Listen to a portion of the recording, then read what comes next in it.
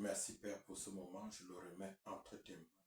Je te prie, prends le contrôle et la direction de cette étude biblique de Matthieu 8. Seigneur, révèle-nous encore les profondeurs de ta parole. Seigneur, ouvre nos esprits afin que nous comprenions ta parole. Seigneur, dispose aussi nos cœurs et les cœurs de tous ceux qui vont nous écouter, afin qu'une fois la voix comprise qu'ils la mettent en pratique. Merci pour la présence du Saint-Esprit. Merci pour ta grâce infinie qui recouvre cet enseignement. Au nom puissant de Jésus-Christ. Amen. Alléluia. Donc, nous allons parler de Matthieu 8 aujourd'hui, c'est le chapitre 8 de Matthieu. Dans le chapitre 8 de Matthieu, Jésus passe de l'autorité. Il parle de l'autorité, on parle de l'autorité de Jésus et des exigences du royaume de Dieu. Jésus passe de l'enseignement à la démonstration. Après le serment sur la montagne, de Matthieu 5 à 7, Jésus passe à l'enseignement et à l'action. Matthieu 8 montre que le royaume de Dieu n'est pas seulement une doctrine, mais une puissante agissante. Ce chapitre révèle trois vérités majeures. La première, c'est que Jésus a autorité sur tout, maladie, nature et démons. La deuxième, c'est que la foi est la clé de l'intervention divine. Et la troisième, c'est que le disciple doit s'engager pleinement. Amen. Donc, tout d'abord, nous allons parler de la purification du lépreux, et dans cette purification, nous voyons la volonté et la compassion de Jésus. C'est de Matthieu 8, c'est dans Matthieu 8 du verset 1 à 4. Le verset 1 dit ceci: la foule suit Jésus, mais tous ne sont pas dans la vraie foi. La foule suit Jésus, mais tous ne sont pas dans la vraie foi. Au verset 2, on peut lire: Seigneur, si tu le veux, tu peux me rendre pur. Donc le verset 2 introduit la prière, la doléance du lépreux. Le lépreux reconnaît dans sa doléance la puissance de Jésus, mais hésite sur sa volonté. Amen. Alléluia. Marc 1, verset 40 confirme aussi cette même déclaration de foi. Amen. Jésus répond au verset 3 en disant: je le veux, sois pur. Sois pur. Donc Jésus révèle au travers de ceci sa compassion, sa volonté de guérir, de délivrer ou de restaurer. Comme le dit le psaume 103, c'est lui qui pardonne toutes tes iniquités et qui guérit toutes tes maladies. Le verset 4 parle du respect de la loi lévitique. Amen. Jésus ne s'oppose pas à la loi lévitique. Jésus est venu pour accomplir la loi et non pour la détruire. Jésus respecte la loi lévitique. Amen. C'est-à-dire, même si Jésus nous apporte la grâce et qu'au fur et à mesure, il y avait des choses qui étaient dans la loi juive qui ne devaient plus être appliquées, Jésus ne détruit pas immédiatement la loi. Donc Jésus est dans une période de transition. Jésus respecte, Jésus ne rejette pas l'ordre divin parce que c'est Dieu qui avait donné cette loi à Moïse. Dieu étant Jésus lui-même. Donc Jésus respecte l'ordre divin. Il respecte la loi qui avait été donnée à Moïse. Donc à son temps, la loi de Moïse, au temps de Jésus, la loi de Moïse était encore en vigueur. Donc on était dans une période, au temps de Jésus, la loi de Moïse était encore en vigueur. On était ici dans une période de transition. Une période de transition. Mais ça ne veut pas dire que la loi primait sur la grâce que Jésus venait nous annoncer. Amen. Mais Jésus prend la peine de respecter la loi pour montrer qu'il n'est pas opposé à Moïse, qu'il n'est pas contraire à Dieu, pour montrer qu'il n'est que la continuation de la continuation de Moïse. Amen. Donc cet acte témoigne du fait que Jésus lui-même a respecté la loi de Moïse. En donnant au lépreux de se présenter au sacrificateur, Jésus transforme une prescription légale en un puissant témoignage de sa mission messianique. Amen. Alléluia. L'enseignement que nous pouvons tirer de cette première partie, qui parle de la guérison du lépreux, du verset 1 à 4, est le suivant. C'est que pour le croyant, Jésus est disposé à guérir, délivrer et restaurer. Jésus n'est pas seulement capable, mais il est disposé aussi à le faire. Parce que beaucoup de gens croient que Jésus est capable, mais qu'il n'est pas disposé à le faire. Quand le lépreux crie, si tu le veux, c'est que le lépreux, il sait que Jésus est capable, mais il doutait encore sur le fait que Jésus le veut. Jésus dit, je le veux. Ceci nous révèle que Jésus est disposé à guérir, délivrer et à restaurer. Pas simplement, qu'il n'est pas simplement capable. Amen. Alléluia. Donc, il faut venir avec foi. Avec foi. Il faut venir avec foi auprès de lui. Même une foi imparfaite. Même une foi imparfaite. Il faut venir avec foi auprès de Jésus pour qu'il puisse agir dans notre vie. Pour l'Église, l'enseignement que nous pouvons tirer de ces 4 premiers versets, c'est accueillir les personnes rejetées. Jésus accueille les personnes rejetées. L'Église doit accueillir les personnes rejetées.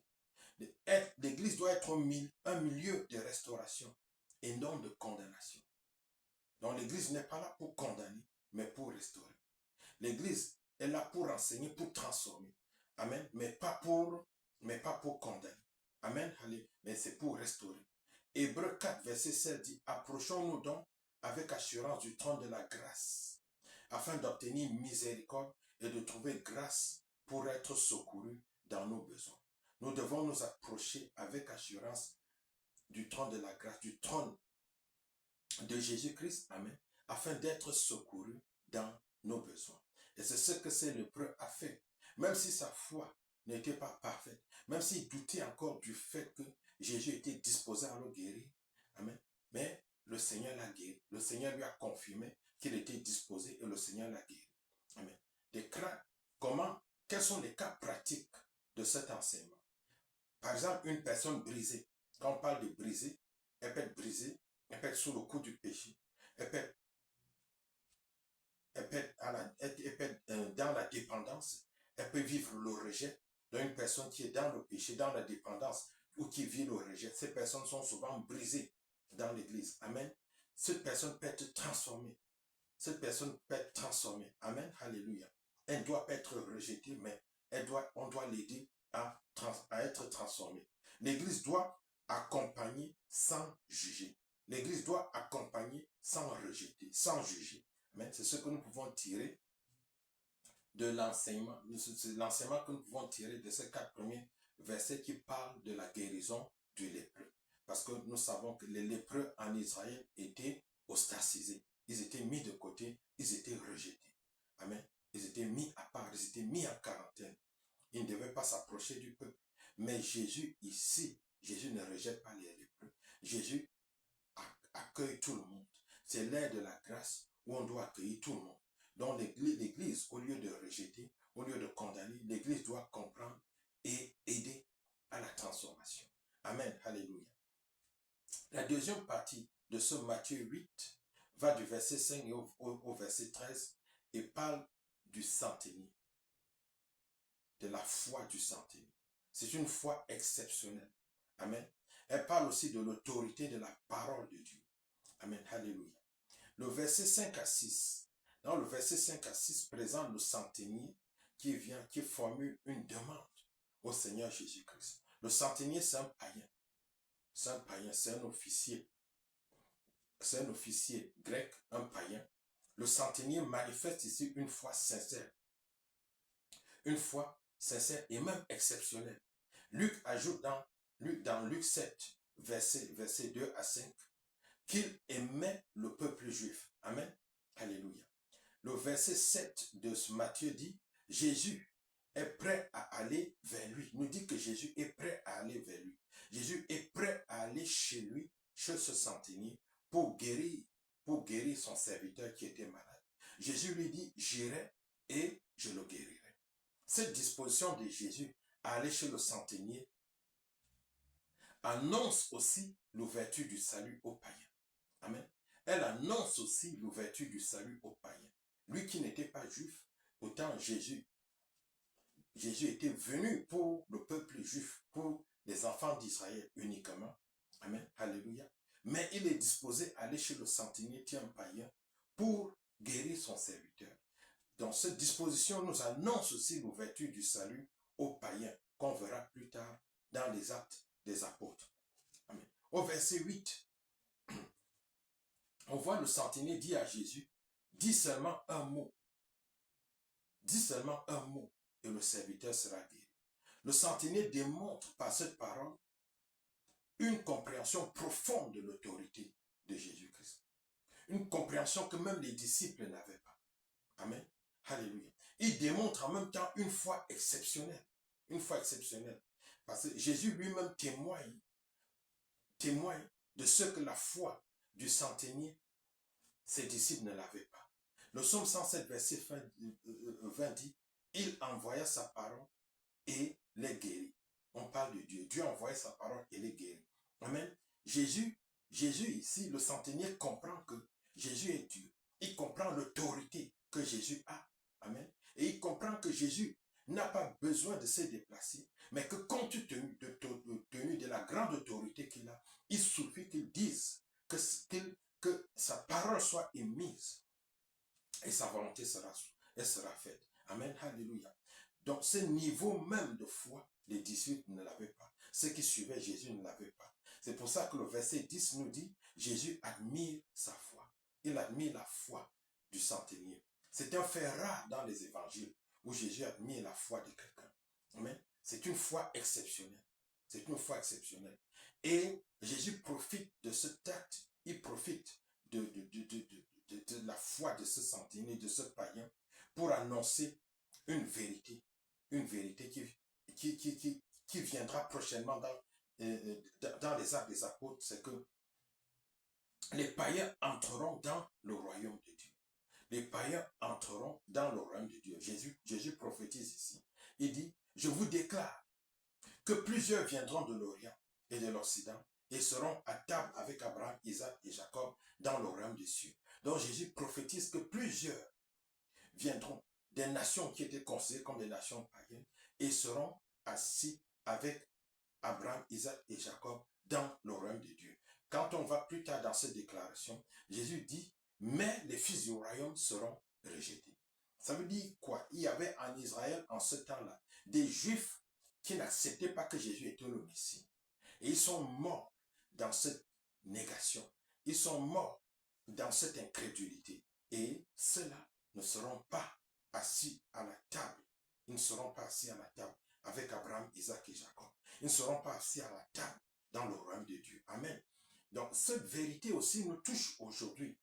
Tous ceux qui sont chrétiens aujourd'hui, ils ont été appelés de Dieu. Ils sont les enfants du royaume. Amen. Si tu es un enfant du royaume et que par ta vie, par tes actes, par la manière dont tu te comportes, tu ne témoignes pas que tu es réellement cet enfant de Jésus, tu risques d'avoir passé ta vie chrétienne vainement. Et certains aujourd'hui qui sont considérés comme des perdus, qui n'ont pas le Seigneur, qui n'ont pas encore connu le Seigneur, ils risquent d'être assis à la table du Seigneur avec lui parce que plus tard, lorsque ils connaîtront le Seigneur, ils se donneront au Seigneur de tout leur cœur, amen, comme ce centenier, et ils se verront assis à la table du Seigneur avec lui, alors que ceux qui l'ont connu et qui se sont amusés avec la vérité, ils se verront écartés. Amen. Le verset 13 parle de la guérison à distance. La guérison à distance. Amen. Jésus exauce la prière du centenier et guérit son serviteur. La foi du centenier déclenche la puissance de la parole. La puissance de la parole. Amen. Alléluia. Donc, la foi du centenier déclenche la puissance de la parole. Il a dit au Seigneur Jésus-Christ, dis une parole et mon serviteur sera guéri. Donc, le Seigneur a dit, va, qu'il te soit fait selon ta foi. Donc, la foi du Seigneur déclenche la puissance de la parole. Amen. Donc, lorsque la parole est reçue avec foi, elle produit des fruits visibles et extraordinaires. Aujourd'hui, nous avons la parole de Dieu. C'est vrai, Jésus n'est pas présent au milieu de nous, comme c'était dans le cas de ce chant centenier, mais Jésus nous a laissé sa parole qui est dans la Bible. Lorsque nous recevons la parole avec foi, elle produit des signes, des prodiges et des miracles. Elle produit des fruits visibles qu'on peut voir, comme la guérison du serviteur du centenier. Amen. L'enseignement qui découle de cette deuxième partie, qui parle de la foi du centenier et de la guérison de son serviteur, c'est que pour le croyant, la foi doit reposer sur la parole de Dieu, pas sur ce qu'il voit. pas sur ce qu'il voit. Ta situation peut complètement être en train de dire le contraire de ce que dit la parole de Dieu, mais ta foi doit reposer sur la parole de Dieu, pas sur ce que tes yeux voient, pas sur ce que les gens disent autour de toi, mais c'est ce que dit la parole de Dieu. Comme ce que ce centenier a recherché. Il a recherché la parole de Dieu parce qu'il avait pris conscience que la parole de Dieu a une autorité exceptionnelle. Amen, alléluia. 2 Corinthiens 5, verset 7, qu'on dit ceci, car nous marchons par la foi et non par la vue. Donc, nous, croyants, nous marchons par la foi et non par la vue. Quand tu reçois la parole par la foi, elle produit des choses extraordinaires. Amen. Pour l'Église, voici les enseignements, c'est que il ne faut pas limiter Dieu à un cadre religieux. Il ne faut jamais limiter Dieu à un cadre religieux. Dieu doit être approché selon sa parole, mais pas un cadre religieux. La deuxième réalité pour l'Église, c'est quoi? Deuxième enseignement, c'est que il faut être ouvert à recevoir tout le monde. L'Église doit être ouverte à recevoir tout le monde. Amen. Jésus a reçu le centenier qui était grec, qui ne faisait pas partie du peuple juif. Et l'Église aussi doit être prête à recevoir tout le monde. Amen. Alléluia. Alléluia.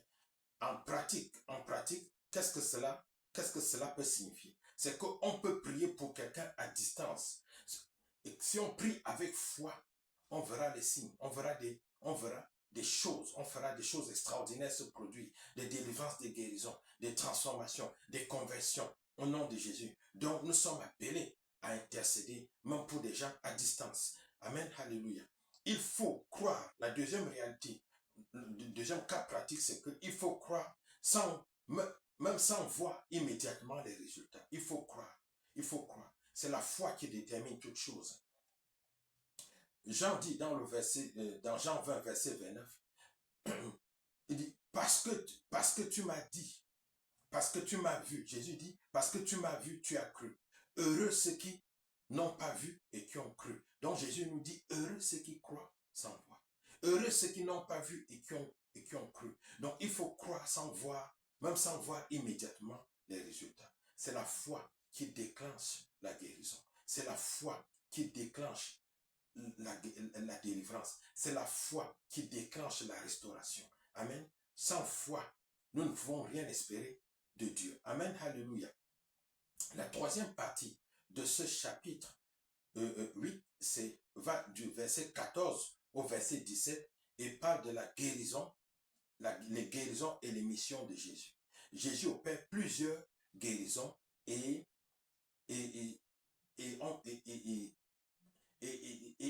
touche, on parle de sa mission ici. Amen, alléluia. Au verset 14, Jésus entre dans la maison de Pierre. Il rentre dans la maison de Pierre et il trouve la belle-mère de Pierre malade, couchée malade, ayant la fièvre. Amen. Donc, Jésus entre dans la maison de Pierre et la belle-mère de Pierre guérit la belle-mère de Pierre. Elle est délivrée. Il y a une transformation, il y a une restauration qui se produit. Quand Dieu entre chez toi, il agit. Il apporte la guérison, la délivrance, la restauration et la transformation. Au verset 15, amen, donc on constate une guérison immédiate. La belle-mère de Pierre est guérie et elle sert le Seigneur. Elle est guérie et elle se lève, elle sert le Seigneur. Mais la restauration conduit au service. La guérison conduit au service. La transformation conduit au service. Quand Dieu te délivre, il te transforme, il te guérit. Amen. C'est pour que tu le serves. Amen. C'est pas pour croiser les bras. C'est pour que tu fasses son service. Galates 5, verset 13 nous dit ceci.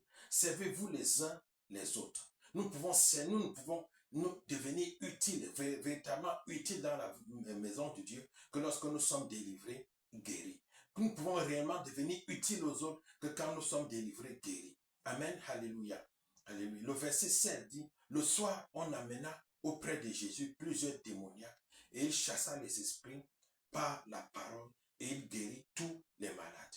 Mais donc dans ce verset 16, on parle de multiples guérisons qui annoncent l'autorité totale de Jésus sur la maladie et l'oppression démoniaque. On voit ici que Jésus a une autorité totale sur la maladie et l'oppression démoniaque. Ce verset 16 aussi nous parle de la puissance dans la parole de Dieu. Amen. La puissance dans la parole de Dieu que ce centenier grec avait compris et qu'il a réclamé. Il a réclamé la parole sur son serviteur. Jésus démontre l'autorité de la parole ici. La parole est Dieu. La parole est Jésus. Nous le connaissons au travers de sa parole. Et au travers de la parole de Jésus, Jésus, par la parole, il guérit. Par la parole, il chasse les démons. Par la parole, il délivre. Amen. Alléluia. Donc, il y a une grande autorité dans la parole de Dieu. L'autorité de Jésus. Jésus a l'autorité sur la maladie, sur l'oppression et sur les démons. Rien ne résiste à la parole de Dieu. Rien ne résiste à la parole de Jésus. Amen. Le verset 17 nous dit que Jésus a pris nos infirmités et s'est chargé de nos maladies. Ça, c'est une reprise du livre d'Ésaïe. Ésaïe 53, verset 4. Ésaïe 53, verset 4. Amen. Jésus a pris sur lui nos infirmités et s'est chargé de nos maladies. Ésaïe avait déjà annoncé que quand le Messie viendra, amen, il opérera des délivrances, des guérisons. Amen. Alléluia. L'enseignement que nous pouvons tirer de cette troisième partie, amen, c'est que le croyant, pour le croyants, c'est que la bénédiction qui peut se manifester par la délivrance, la guérison ou la restauration n'est pas une fin. Elle n'est pas une fin. Elle doit conduire au service dans l'église. Elle doit conduire au service dans l'église. Amen. Alléluia. Et quand on parle de servir dans l'église, c'est de participer à l'œuvre de Dieu. Amen. C'est-à-dire servir dans l'église, participer à l'évangélisation, participer à la prière, à l'intercession, participer à nettoyer l'église. Amen. Aider financièrement dans l'œuvre de Dieu. Aider aussi les frères et les sœurs. Amen. Alléluia. Elle doit servir. Quand on est délivré, on doit s'impliquer. On doit s'impliquer dans le service, dans l'église. Comme la belle-mère de Pierre, lorsqu'elle s'est sentie, lorsqu'elle a été guérie, elle s'est levée pour servir Jésus et ceux qui étaient là. Amen. Alléluia. Pour l'église, le ministère de compassion, l'église doit devenir un ministère de compassion et de prière. L'église doit être un ministère de compassion et de prière. Amen. Alléluia. Quand on parle de compassion, c'est que tu comprends la souffrance des autres, tu comprends la situation où les autres se trouvent et tu puisses les venir, tu puisses leur venir en aide. Tu deviens un soutien pour ceux qui sont dans le péché, ceux qui sont rejetés, ceux qui sont dans des difficultés, ceux qui sont dans la dépendance, ceux qui sont dans la faiblesse. Amen, alléluia. L'église doit être un lieu de compassion et de prière. L'église, deuxièmement, doit prendre soin des besoins concrets. Il doit prendre soin des besoins concrets. Amen, alléluia. Les besoins, des besoins concrets des croyants. Amen. Alléluia. Les cas pratiques, c'est quoi? Dans la pratique, c'est-à-dire, c'est après une percée spirituelle dans la vie du croyant, ce dernier doit s'engager dans le service. Il doit aider dans l'église, il doit intercéder, il doit évangéliser, il doit soutenir financièrement l'œuvre de Dieu. Amen. Il ne faut pas rester passif après avoir reçu. Certains restent passifs après avoir reçu. Amen. Mais ça, c'est pas bien. Dieu attend de nous que nous devenons actifs, que nous servons, que nous devenons que nous devenons un plus dans sa maison, dans son œuvre. Amen. Alléluia. La partie qui suit, qui va de Matthieu 8, du verset 18 au verset 22, nous parle du coût du discipulat. Amen. Alléluia. Le coût du discipulat. Parce que suivre Jésus a un coût. Être le disciple de Jésus a un coût. Un coût. Amen. Alléluia. Alléluia. Donc, il faut suivre Jésus sans compromis. Il faut suivre Jésus sans compromis.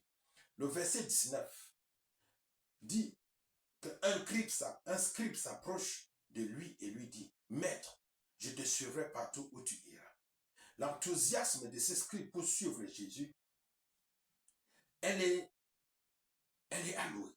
Son enthousiasme est alloué. Amen. Mais elle ne doit pas être superficielle. Jésus fait comprendre à ce scribe que son enthousiasme est la bienvenue. Amen. Si nous avons l'enthousiasme pour suivre Jésus, pour faire l'œuvre de Dieu, elle est toujours la bienvenue auprès de Dieu. Mais elle ne doit pas être superficielle, car elle implique parfois de renoncer à nos zones de confort. Suivre Jésus implique parfois de renoncer à nos zones de confort. Suivre Jésus peut parfois t'amener à renoncer à des choses qui étaient, qui étaient un plus, qui étaient un gain pour toi. Ils peuvent t'amener à renoncer à la famille, peuvent t'amener à renoncer aux amis, peuvent t'amener à renoncer à même un travail. Amen, alléluia. Donc suivre Jésus, ça peut parfois nous coûter cher. Amen, alléluia.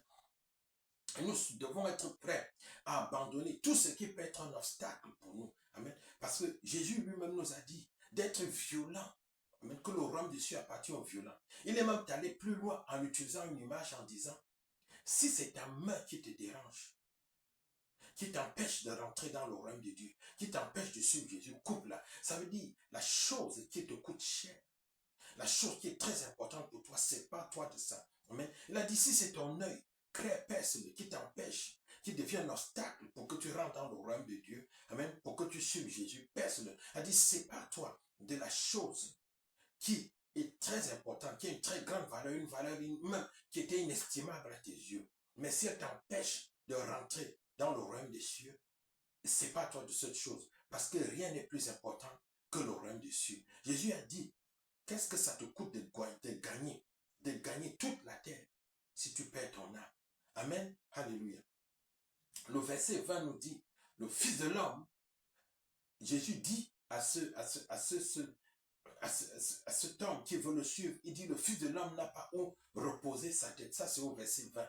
Jésus lui fait comprendre que en me suivant, tu n'auras pas de richesse. Tu n'auras même pas de toi. Peut-être tu manqueras même là où poser ta tête. Amen. Alléluia. Donc, le discipulat implique un renoncement total. Quand on décide de suivre Jésus, on doit être prêt à perdre tout. Amen. Alléluia. On doit être prêt à perdre tout. Donc, parfois, ça peut nous conduire à des situations comme ça, où on perd tout. Amen. C'est vrai que le Seigneur Jésus nous a dit, si tu perds tout, si tu perds bien maison, si tu perds ta famille, tu perds tout, tu viens à lui, il te donnera toutes ces choses au centuple, dans cette vie et dans le siècle à venir. Amen. Jésus remplacera ces choses. Mais nous devons être prêts à perdre ces choses, parce que sur le fait de suivre Jésus, ça peut nous coûter parfois un grand prix. Amen. Certains sont attachés aux choses, aux richesses, à leur richesse, aux choses de ce monde, au point où suivre Jésus pour eux devient difficile. Peut-être parce que la famille ne leur permet pas de suivre Jésus, parce que les amis, parce que le confort dans lequel ils sont, qui est pourtant contraire à la marche de Dieu, qui est contraire à la marche de Dieu, ils ne veulent pas abandonner ce confort pour suivre Dieu. Amen. Alléluia. Ils deviennent à ce moment comme l'homme riche qui avait approché Jésus, qui s'intéressait au royaume de Dieu. Amen. Jésus l'a regardé, l'a aimé et lui a dit, je vois quelque chose qui constitue encore un obstacle dans ta vie. Il a dit, vends toute ta richesse et suis-moi. Donne aux pauvres et suis-moi. Mais ça, c'était trop difficile pour lui. Voilà, il n'était pas capable de quitter sa zone de confort, qui était sa richesse, pour s'abandonner complètement au Seigneur Jésus-Christ. Amen. Parfois, Dieu peut nous demander des choses dures. Amen. Alléluia. Nous devons être prêts à abandonner notre zone de confort pour suivre le Seigneur Jésus. Quel que soit ce que ça nous prend. Amen. Parce que le trésor que nous gagnons en suivant Jésus, il est plus grand que tout autre trésor. Amen. Alléluia. Il a dit, le royaume des cieux est comme un trésor que tu as découvert et que tu vas tout vendre. Tu vas vendre toutes choses pour acheter ce trésor. Amen. Alléluia. C'est comme un champ où tu découvres qu'il y a un trésor caché là-dedans et tu vas vendre toutes choses pour acheter ce champ. Tu vas vendre tous tes biens pour te procurer ce champ. Amen. Alléluia. C'est comme ça que le royaume des cieux doit être pour nous, pour nos croyants. Amen. Alléluia. Luc 14, verset 27 dit, et quiconque ne porte pas sa croix et ne me suit pas ne peut être mon disciple. Nous devons porter notre croix. Porter ta croix veut dire abandonner ce qui te coûte cher. Et tu dois l'abandonner volontairement.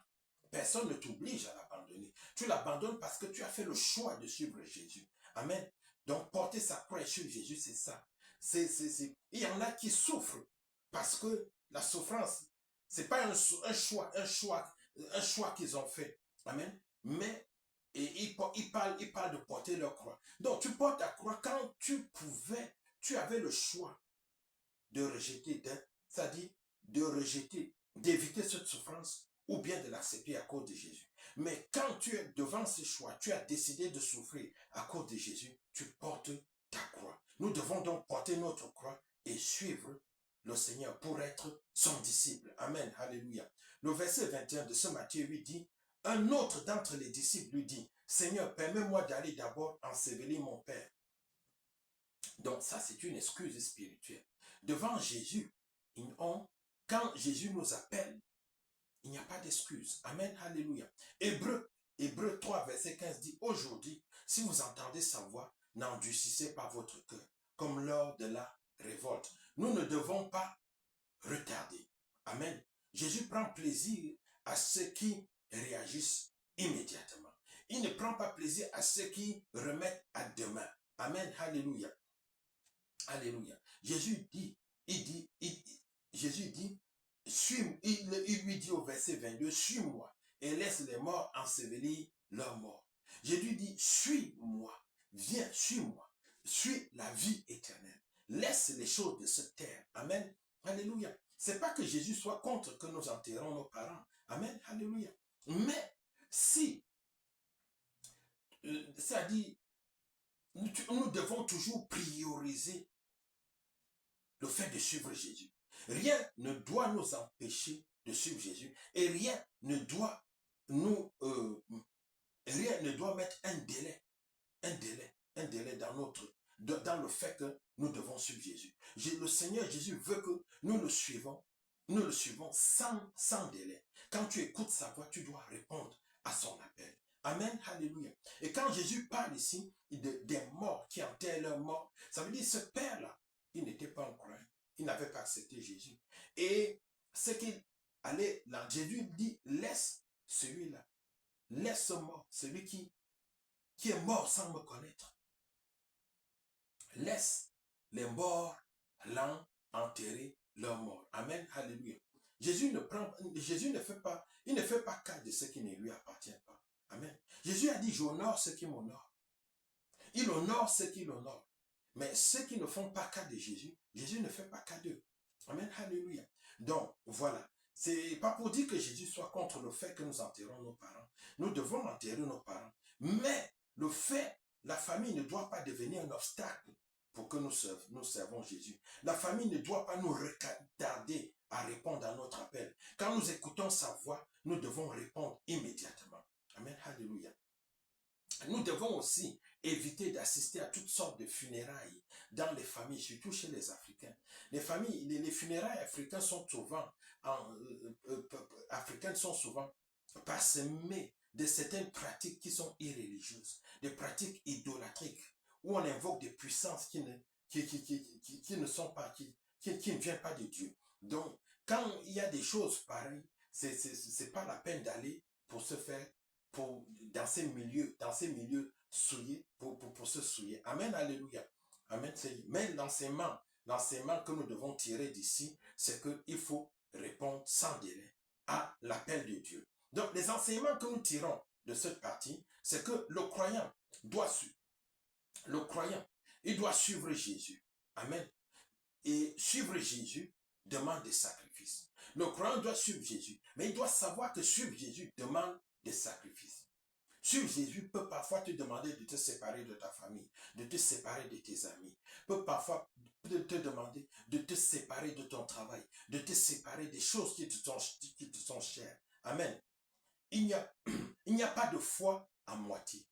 Il n'y a pas de foi à moitié. Jésus nous veut tout entier. Amen. Il a dit, si tu as un pied chez lui et que tu as un pied chez Belzébuth, il te rejette. Il n'y a pas de foi à moitié. Notre foi doit être totale. Pour l'Église, former les disciples, il faut former des disciples engagés. L'Église doit former des disciples engagés. Amen. L'Église ne doit pas diluer les exigences de l'Évangile. Amen. L'exigence de l'Évangile ne doit pas être diluée. Amen. Alléluia. Quand l'Évangile est prêché dans toute sa vérité, elle est dure, surtout de nos temps. L'évangile est dur. L'église ne doit pas diluer l'évangile. On voit beaucoup d'églises aujourd'hui qui ont dilué l'évangile. Ce n'est pas la volonté de Dieu. Quand on fait ça, on rentre dans la compromission. Et ce n'est plus l'évangile de la vérité. Ce n'est plus la vérité. La sainte parole de Dieu. La parole de vérité. La parole qui sauve, qui prêche, qui est prêchée. Amen. Donc, nous, l'église ne doit pas diluer l'évangile. Amen. Donc, dans les cas pratiques, c'est que choisir Dieu. Il faut choisir Dieu, même si cela dérange. Même si cela dérange ton temps. Même si cela dérange tes relations. Même si cela dérange ta famille. Il faut choisir Dieu. Amen. Alléluia. Il ne faut pas remettre à plus tard l'obéissance. Quand tu écoutes sa voix, ne remets pas à demain. Ne remets pas à demain quand tu écoutes sa voix. Amen. Il faut avoir du zèle pour Dieu et pour sa parole. Quand tu écoutes sa parole, il faut la mettre en pratique immédiatement. Quand tu écoutes sa voix, il faut la mettre en pratique. Il faut répondre immédiatement. Amen. Alléluia. Alléluia. Et la partie suivante, ça touche du verset 23 au verset 27. Verset 23 au verset 27. Et ça parle de Jésus qui calme la tempête. Amen. Ça parle de Jésus qui calme la tempête. Et ça parle aussi de la foi dans les épreuves. Le verset 23 dit, Jésus monta dans la barque et ses disciples le suivirent. Les disciples suivent Jésus, mais les épreuves arrivent quand même. Amen. Alléluia. La tempête, le verset 24 dit, il y a une tempête violente pendant que Jésus dort. Il y a une tempête violente. Ceci nous dit que Dieu peut parfois sembler silencieux. Dieu peut parfois sembler silencieux. Amen. Alléluia. Dans la vie du croyant, Dieu peut parfois sembler silencieux. Même quand il y a des tempêtes qui soufflent dans la vie, dans sa vie. Les tempêtes ici représentant des problèmes. Des problèmes graves. Amen. Alléluia. Dieu peut parfois sembler silencieux. Le psaume 46, du verset 2 à 3, dit ceci. Dieu est pour nous un refuge et un appui, un secours qui ne manque jamais dans la détresse. Amen, alléluia. Donc, le croyant doit toujours avoir en pensée que Dieu est pour lui un refuge, un appui, un secours qui ne manque jamais dans la détresse. Même s'il ne voit pas la main de Dieu, Dieu peut parfois sembler silencieux, mais il est là. Amen, alléluia. Les disciples vivent une tempête pendant que Jésus dort. Ils tombent dans la panique. Amen. Le verset 25 nous dit qu'il crie de peur. Il crie de peur. Il crie de peur. La peur, c'est la conséquence d'une foi faible. La peur, c'est la conséquence d'une foi faible. Et voilà ce que Jésus leur dit au verset 26. Jésus les qualifie de gens de peu de foi. De peu de foi. Le problème, c'est le manque de confiance en Dieu. Le manque de confiance en Dieu. Bien qu'ils savaient que Jésus était là au milieu d'eux. Et que Jésus était Dieu. Le Messie qu'ils attendaient. Parce que Jésus dormait. Ils ont cru que parce que Jésus dormait, la tempête allait les emporter. Amen. Alléluia. C'est un manque de foi. Ils n'ont pas eu la foi de ce centenier. De ce centenier qui a compris que la présence de Jésus n'était pas nécessaire pour que le miracle se produise. Mais que seule sa parole suffisait. Amen. Alléluia. Donc le problème, c'est le manque de confiance. Et le manque de confiance, c'est le manque de foi. Le manque de foi en la parole de Dieu. Le verset 27 dit, quel est celui qui disait, quel est celui-ci, disait-il, à qui obéissent même les vents et la mer.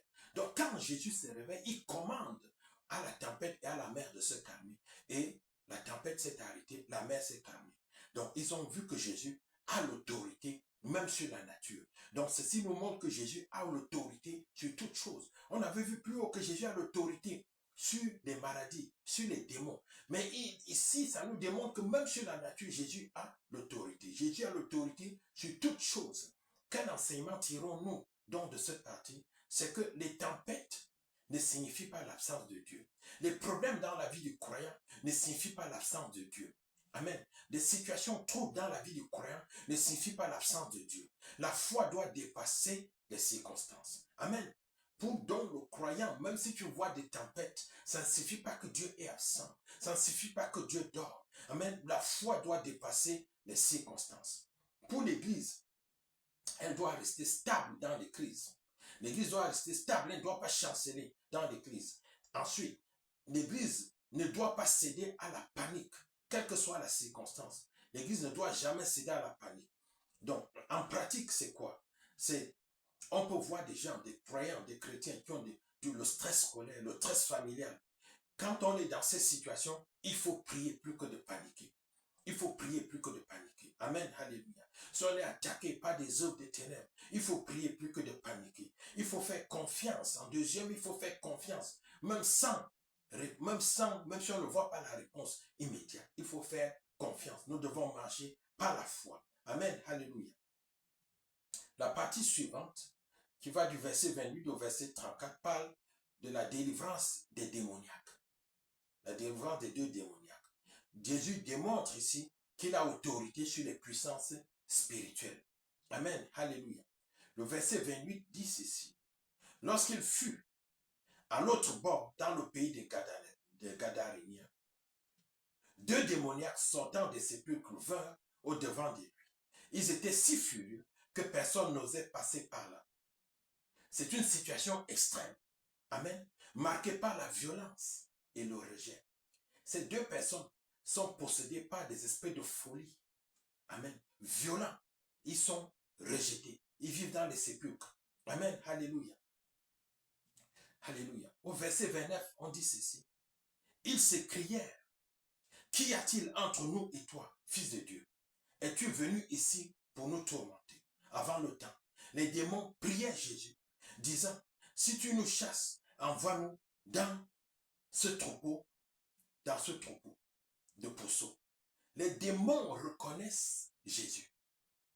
La révélation ici, c'est que les démons reconnaissent Jésus. Amen. Le monde des ténèbres reconnaît Jésus. Il reconnaît Jésus. La Bible nous dit, dans Jacques 2, verset 19, tu crois qu'il y a un seul Dieu. Tu fais bien. Les démons le croient aussi et ils tremblent. Amen. Alléluia. Les démons croient aussi qu'il y a un seul Dieu et ils tremblent. Et d'ailleurs, ils connaissent ce Dieu-là mieux que nous. Les démons croient et ils tremblent. Amen. Alléluia. Donc, juste pour une parenthèse, le fait, c'est de ne pas croire. Le fait le plus important, ce n'est pas de croire qu'il y a Dieu. Ce n'est pas de croire en Jésus. Mais c'est de mettre sa parole en pratique. Parce que les démons croient, ils tremblent même devant ce Dieu, mais ils ne pratiquent pas la parole de ce Dieu-là. C'est ce qui fait la différence entre les démons et le vrai croyant. Amen. Les Écritures révèlent qu'il existe un temps déterminé dans le plan souverain de Dieu pour le jugement définitif des puissances démoniaques. Cette réalité est exprimée dans la parole des démons adressée à Jésus dans ce verset que nous venons de lire. Lorsqu'ils ont dit, es-tu venu ici pour nous tourmenter avant le temps? Et il y a un temps défini, il y a un temps pour le jugement définitif des puissances démoniaques. Amen. Matthieu 8, verset 29. Amen. Nous le dit. Amen. Alors que nous avons lu tantôt. Cette déclaration manifeste leur conscience d'une échéance eschatologique fixée par Dieu, au cours de laquelle leur condamnation sera pleinement exécutée. Ils savent qu'il y a une échéance eschatologique et fixée par Dieu, au cours de laquelle leur condamnation sera pleinement exécutée. Les démons le savent. Amen. Dans l'intervalle précédant ce jugement final, il apparaît que dans sa souveraineté, Dieu peut permettre certaines requêtes venant de ces esprits, non pas en raison d'un droit qui leur serait propre, mais dans le cadre de ses desseins providentiels. Dieu peut parfois leur permettre certaines choses, pas à cause du droit qui leur revient, mais dans le cadre des desseins providentiels de Dieu. Amen. Ainsi même, l'activité des démons demeure soumise à l'autorité divine et sert en dernier ressort à l'accomplissement du plan rédempteur de Dieu. La Bible ne nous disait pas que toute chose concourt au bien des enfants de Dieu. Même parfois, Dieu laisse le diable et les démons agir dans certaines situations dans nos vies. Amen. Pour accomplir ses desseins. C'est le cas de Job. Amen. Job 1, verset 12. Job 2, verset 6. Amen. C'est le cas dans Jude, où Jude 1, verset 6, où on nous parle de certains anges déchus qui sont enchaînés et qui seront libérés pendant à la fin des temps. Ils seront libérés. Ils seront libérés par la volonté de Dieu. Amen. Alléluia. Pour tourmenter le monde. Amen. Alléluia. Alléluia. Et c'est la même chose qui nous est révélée dans 2 Pierre 2, verset 4. Et puis Apocalypse 20, verset 10. Amen. Alléluia. Les versets 30 à 32 parlent de l'autorité absolue de Jésus sur les démons. L'autorité absolue de Jésus sur les démons. La Bible, comme nous le dit la Bible dans Colossiens 2, verset 15, donc, il a dépouillé les dominations et les autorités et les a livrées publiquement en spectacle, en triomphant d'elles par la croix. Jésus a la victoire totale sur les puissances. Amen. Alléluia. Alléluia. Donc Jésus a une autorité absolue sur les démons. Il a une autorité absolue sur les démons. Aucun démon ne peut résister à Jésus. Ces démons qui possédaient ces 2 démoniaques, ou qui habitaient dans les sépulcres, qui étaient devenus violents, où personne n'osait passer par cet endroit-là, parce que sinon ils allaient séquestrer les gens, ils allaient les violenter, mais devant Jésus, ils se sont pliés. Devant Jésus, ils sont mis à supplier, parce qu'ils ont reconnu l'autorité et la puissance qui est en Jésus. Amen, alléluia. Donc c'est ça, nous devons toujours avoir en conscience que Jésus est tout puissant. Amen, alléluia. Les versets 33 et 34 de ce Matthieu 8 parlent du rejet de Jésus par la population. Amen. La population rejette Jésus. La population donne la priorité aux intérêts matériels. Donne la priorité aux intérêts matériels. Parfois, nous autres croyants, nous rejetons Jésus. Parce que nous voyons que en venant à Jésus, nous allons perdre nos biens matériels. En allant à Jésus, ses exigences sont que nous devons quitter le travail que nous étions en train de faire. Ses exigences sont que nous devons quitter la famille. Ses exigences sont que nous risquons de perdre des amis, nous risquons de perdre des biens. Et il arrive que certains croyants agissent comme ces Gadaréniens, amen, et préfèrent garder leurs intérêts, amen, préfèrent garder leur zone de confort au lieu de garder Jésus.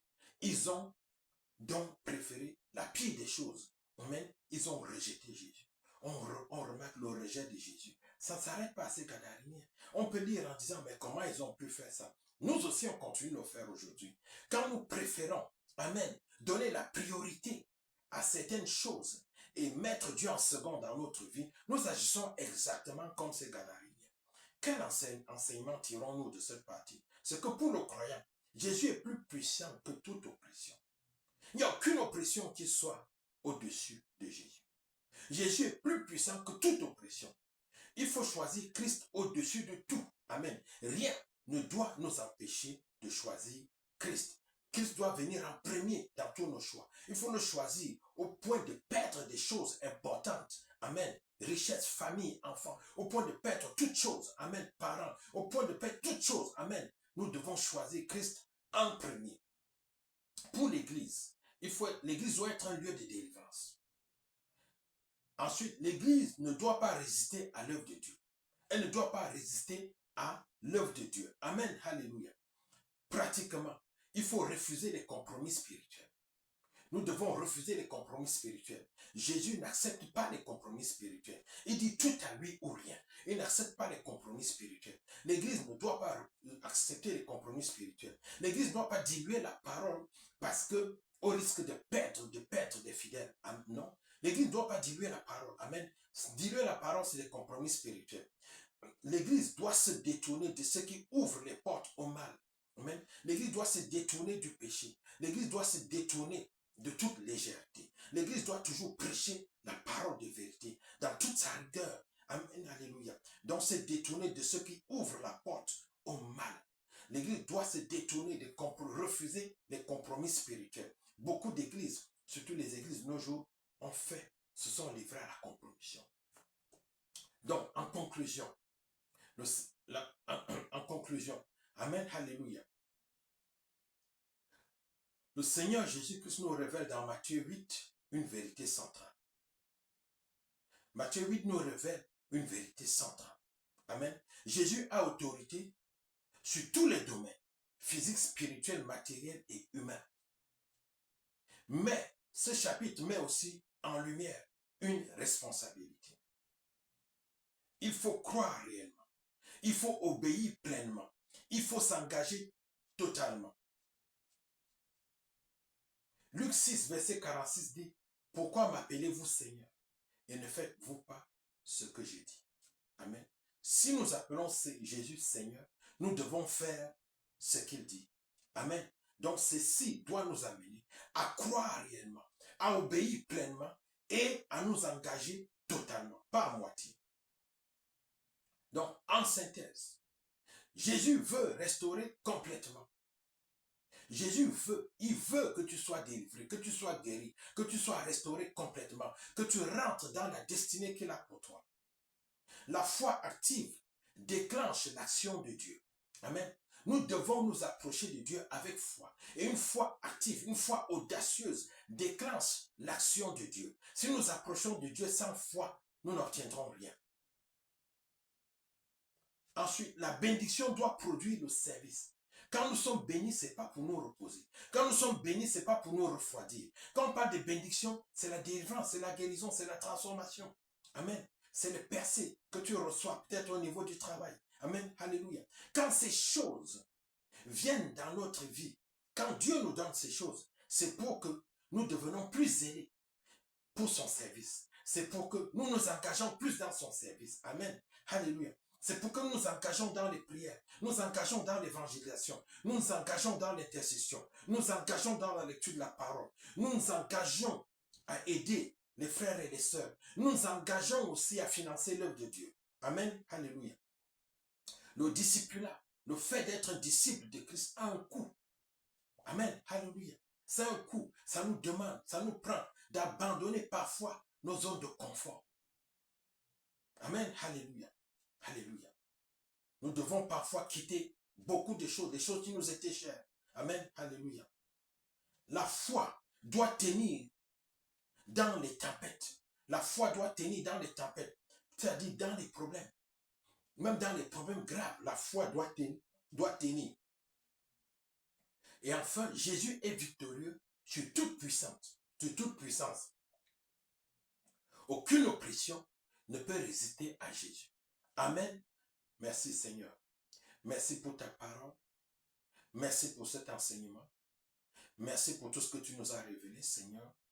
Nous te prions, Seigneur, de faire que tes enfants qui ont suivi cette étude biblique, Seigneur, qu'ils puissent la comprendre pleinement. Et nous te prions aussi, Seigneur, de leur donner la disposition pour pouvoir mettre en pratique tout ce qu'ils ont entendu aujourd'hui. Bénis-les, Seigneur. Bénis-les spirituellement, matériellement, financièrement, matrimonialement. Au nom puissant et précieux de Jésus-Christ. Amen. La prochaine étude du biblique porte sur Matthieu 9. Au nom puissant de Jésus-Christ. Amen.